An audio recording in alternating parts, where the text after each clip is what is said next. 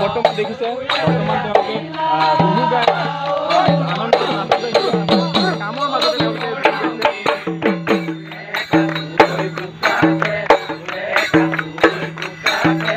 ভোগালী বিহু লাগিলে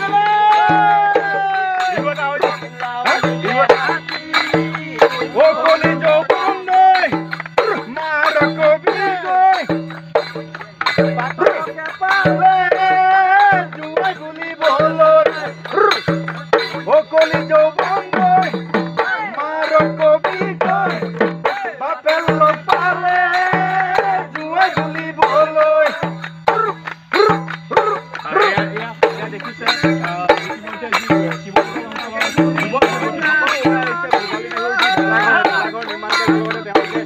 বিহু গাই আনন্দ ফূৰ্তি কৰিছে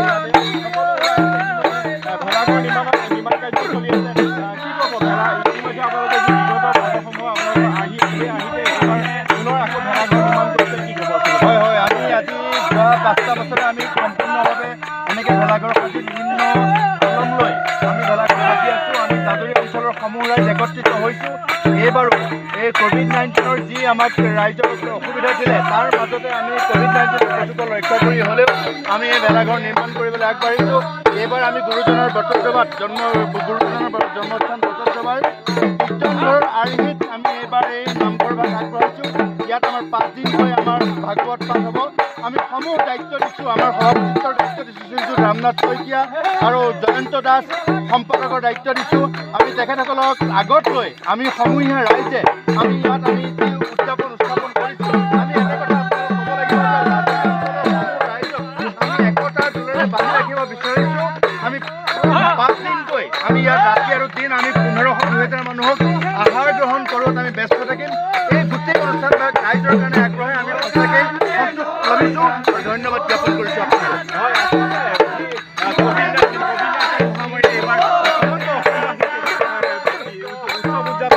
বাধা দিছিলে তাৰপিছত এইবাৰ ভোগালী বিহু আহিছে। ভোগালী বিহু উৎসৱ উদযাপন কৰিব কাৰণে ইতিমধ্যে সমগ্ৰ অসমবাসী ৰাইজ উঠি পৰি লাগিছে আৰু তাৰ লগতে আজি